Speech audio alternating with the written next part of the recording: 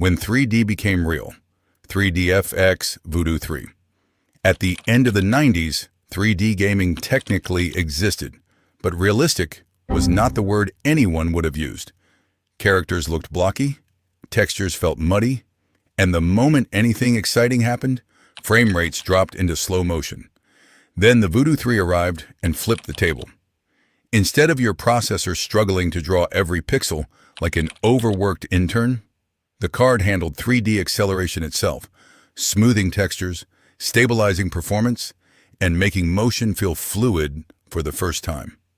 It processed depth, filtering, and rendering tasks on dedicated hardware, allowing games to run consistently instead of collapsing during action. Titles like Quake 3 Arena and Unreal Tournament suddenly felt fast, responsive, and competitive. To maintain speed, it relied on 16-bit color, which sometimes caused visible color stripes and shadows. Competing cards soon delivered richer color and more advanced effects, and 3DFX disappeared a few years later. But the impact stuck. Dedicated graphics hardware wasn't a luxury. It was the difference between playing and fighting your PC. And just when gamers got used to smooth motion, the rules changed again. The first true GPU, NVIDIA GeForce 256. Later in 1999, NVIDIA introduced the GeForce 256 and introduced the term GPU. Before this, your processor handled geometry math like object positioning and lighting. The GeForce 256 moved transform and lighting onto the graphics card, freeing the processor and enabling more complex environments, better lighting, and smoother animation. Scenes gained depth, shadows behaved correctly, and motion felt more natural. It was like upgrading from a desk lamp to proper studio lighting. Developers could place multiple dynamic light sources without destroying performance, making indoor environments and nighttime scenes far more convincing.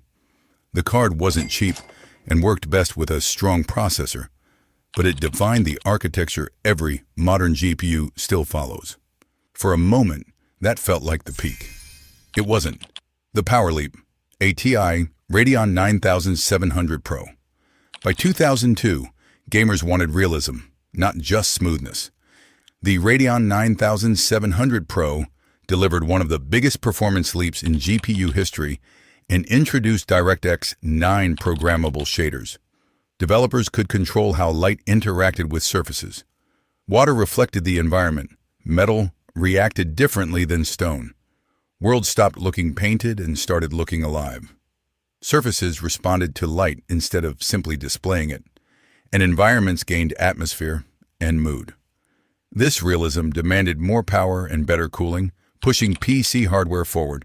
Your graphics improved, and suddenly, airflow mattered, case design mattered, and dust filters became a lifestyle decision.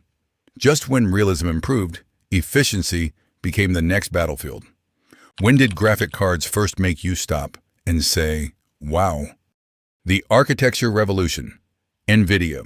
GeForce 8800 GTX.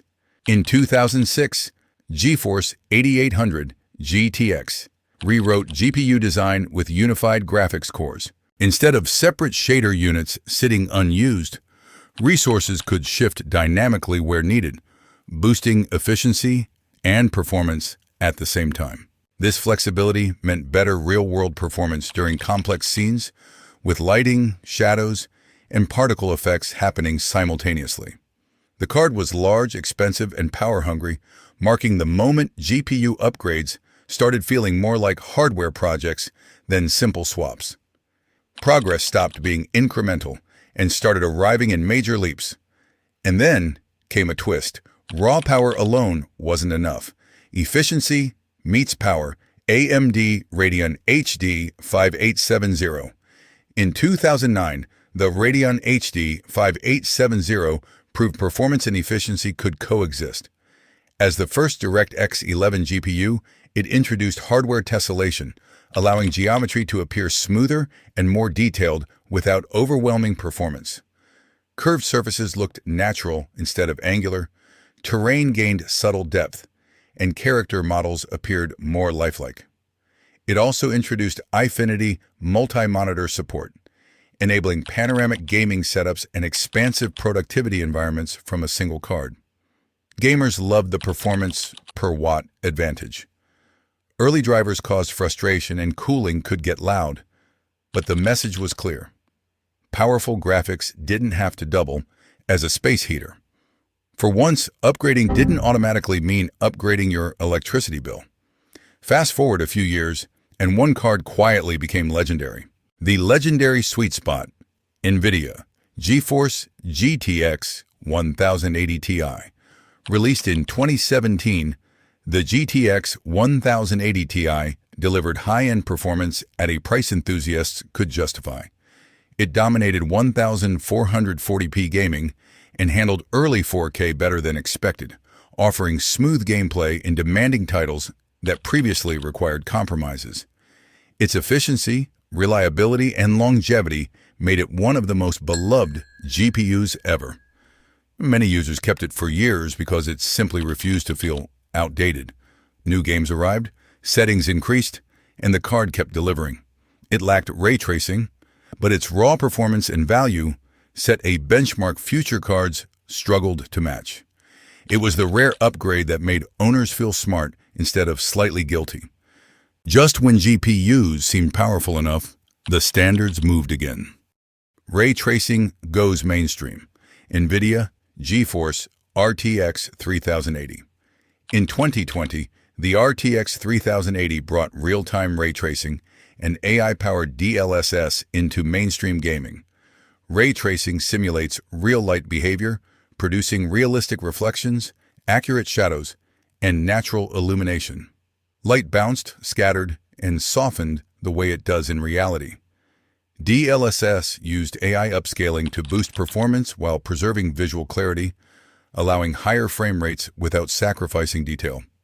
Games stopped approximating light and began simulating it. The launch was affected by shortages and high demand, and power requirements climbed sharply, but this marked the shift from better graphics to physically accurate rendering.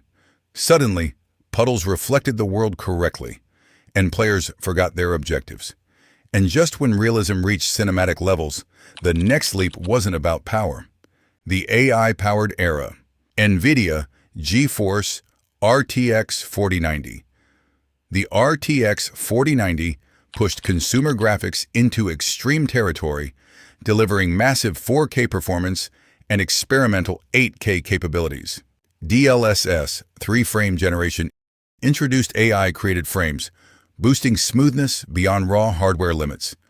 The GPU no longer just renders images, it predicts motion and generates additional frames to increase fluidity. The card is enormous, power-hungry, and expensive, but it signals a shift toward AI-assisted rendering. Blackwell generation GPUs, expected in 2025 and 2026, continue focusing on efficiency and machine learning-driven rendering, suggesting the future isn't just faster graphics, it's smarter graphics.